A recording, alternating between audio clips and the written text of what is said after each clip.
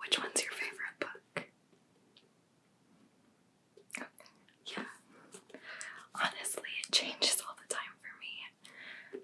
For the longest time, it was the fourth book, but I like reread them and I've rewatched the movies and stuff too, and it's kind of a toss-up for me at this point. Like, the fourth one's so fun with the Triwizard Tournament, but I love the storyline of the third one with the time travel, and I also love how things like tie together at the end. So rereading them, the seventh book, is so much fun. I think my least favorite is the fifth one. It just feels so much darker. Like, even the movie feels darker, you know? Yeah. What do you think? Okay. So, let's start off. It's been a while since I've read the first one again. Well, actually, that's not true. I reread them earlier this year. Or was it last year? I think I finished earlier this year, so it's been a while.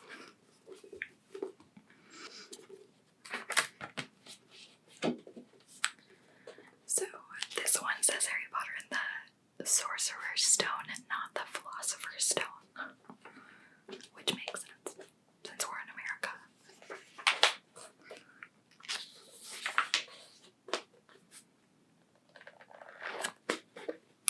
I also love the drawings on them.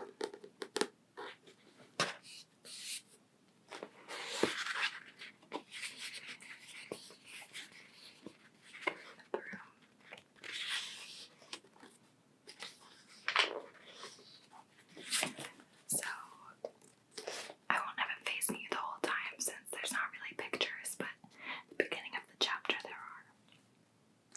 So it's The Boy Who Lived. Mr. and Mrs. Dursley of number 4 Privet Drive. When I was younger, I thought it was Private Drive, but I think it's Privet, right? I think so. Okay. We're proud to say that they were perfectly normal. Thank you very much.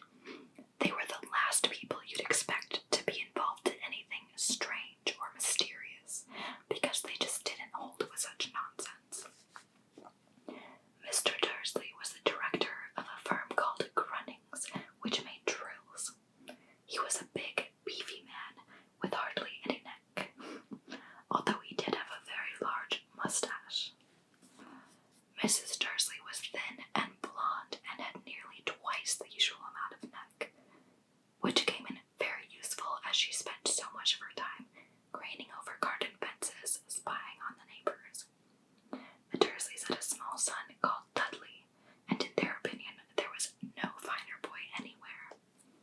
The Dursleys had everything they wanted, but they also had a secret, and their greatest fear was that somebody would discover it. I love rereading through it. I'm going to take a sip of tea.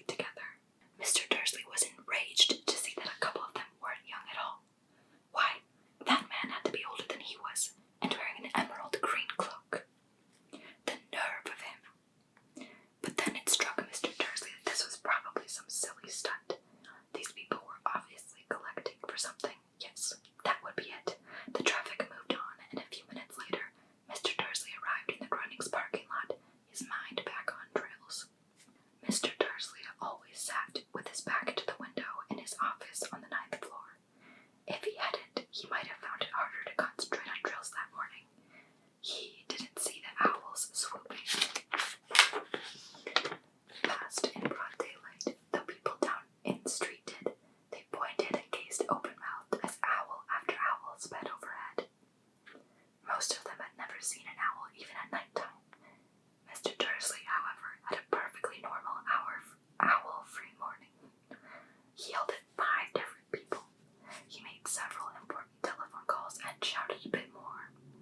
He was in a very good mood until lunchtime, when he thought he'd stretch his legs and walk across the road to buy himself a bun from the bakery. He'd forgotten all about the people in cloaks until he passed a group of them next to the baker's. He eyed them angrily as he passed. He didn't know why, but they made him uneasy. This bunch were whispering excitedly too, and he couldn't see a single collecting tin. It was on his way back past them, clutching a large donut in a bag, that he caught a few words of what they were saying. The Potters. That's right, that's what I heard. Yes, their son Harry. Mr. Dursley stopped dead. Fear flooded him. He looked back at the whisperers as if he wanted to say something to them, but thought better of it. He dashed back across the road, hurried up to his office, snapped at his secretary not to disturb him, seized his telephone, and had almost finished dialing his own number when he changed his mind. He put the receiver back down and stroked his mustache, thinking. No, he was being stupid. Potter wasn't such an unusual name. He was sure there were lots of people called Potter who had a son named Harry. Come to think of it, he wasn't even sure his nephew was called Harry. He'd never even seen the boy. It might have been Harvey or Harold. There was no point in worrying Mrs. Dursley. She always got so upset at the mention of her sister. He didn't blame her if he'd had a sister like that. But all the same, those people in cloaks. He found it a lot harder to concentrate on drills that afternoon, and when he left the building at 5 o'clock, he was still so worried that he walked straight into someone just outside the door. Sorry, he grunted, as the tiny old man stumbled and almost fell. It was a few seconds before Mr. Dursley realized that the man was wearing a violet cloak. He didn't seem at all upset at being almost knocked to the ground. On the contrary, his face split into a wide smile, and he said in a squeaky voice that made passersby stare, "Don't be sorry, my dear sir, for nothing could upset me today. Rejoice, for you know who is gone at last. Even muggles like yourselves should be celebrating this happy, happy day." Sorry, my accents are bad. And the old man hugged Mr. Dursley around the middle and walked off. Mr. Dursley stood rooted to the spot. He had been hugged by a complete stranger. He also thought he had been called a muggle, whatever that was. He was rattled. He hurried to his car and set off for home, hoping he was imagining things, which he had never hoped before because he didn't approve of imagination. As he pulled into the driveway of number 4, the first thing he saw, and it didn't improve his mood, was the tabby cat he'd spotted this morning. It was now sitting on his garden wall. He was sure it was the same one. It had the same markings around the eyes. "Shoo," said Mr. Dursley loudly. The cat didn't move. It just gave him a stern look. Was this normal cat behavior? Mr. Dursley wondered. Trying to pull himself together, he let himself into the house. He was still determined not to mention anything to his wife. Mrs. Dursley had had a nice, normal day. She told him over dinner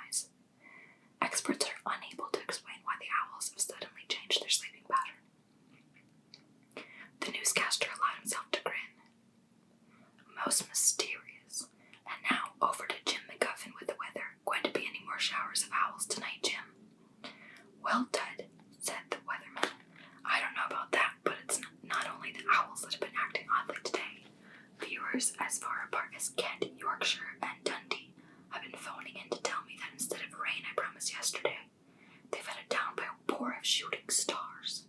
Perhaps people have been celebrating bonfire night early.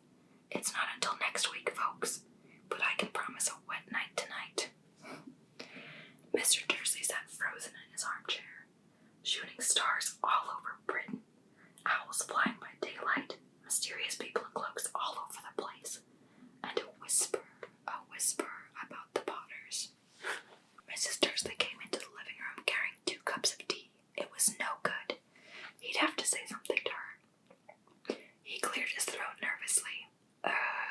Petunia, dear, you haven't heard from your sister lately, have you? As he had expected, Mrs. Dursley looked shocked and angry. After all, they normally pretended she didn't have a sister. No, she said sharply. Why? Funny stuff on the news, Mr. Dursley mumbled. Owls, shooting stars, and there were a lot of funny-looking people in town today. So, snapped Mrs. Dursley. Well, I just thought maybe it was something to do with, her crowd. Mrs. Dursley sipped her tea through pursed lips. Mr. Dursley wondered whether he dared tell her he'd heard the name Potter. He decided he didn't dare. Instead, he said, as casually as he could, their son. He'd be about Dudley's age now, wouldn't he? I suppose so, said Mrs. Dursley stiffly. What's his name again? Howard, isn't it? Harry. Nasty common name, if you ask me. Oh yes, said Mr. Dursley, his heart sinking horribly. Yes, I quite agree. He didn't say another word on the subject as they went upstairs to bed. While Mrs. Dursley was in the bathroom, Mr. Dursley crept to the bedroom window and peered down into the front garden. The cat was still there. It was staring down Privet Drive as though it were waiting for something. Was he imagining things? Could all this have anything to do with the Potters? If it did, if it got out that they were related to a pair of... Well, he didn't think he could bear it. The Dursleys got into bed. Mrs. Dursley fell asleep quickly, but Mr. Dursley lay awake, turning it all over in his mind. His last comforting thought before he fell asleep was that even if the Potters were involved, there was no reason for them to come near him and Mrs. Dursley. The Potters knew very well what he and Petunia thought about them and their kind. He couldn't see how he and Petunia could get mixed up in anything that might be going on. He yawned and turned over. It couldn't affect them. How very wrong he was. Mr. Dursley might have been drifting into an uneasy sleep, but the cat on the wall outside was showing no sign of sleepiness. It was sitting as still as a statue, its eyes fixed unblinkingly on the far corner of Privet Drive. It didn't so much as quiver when a car door slammed on the next street, nor when 2 owls swooped overhead.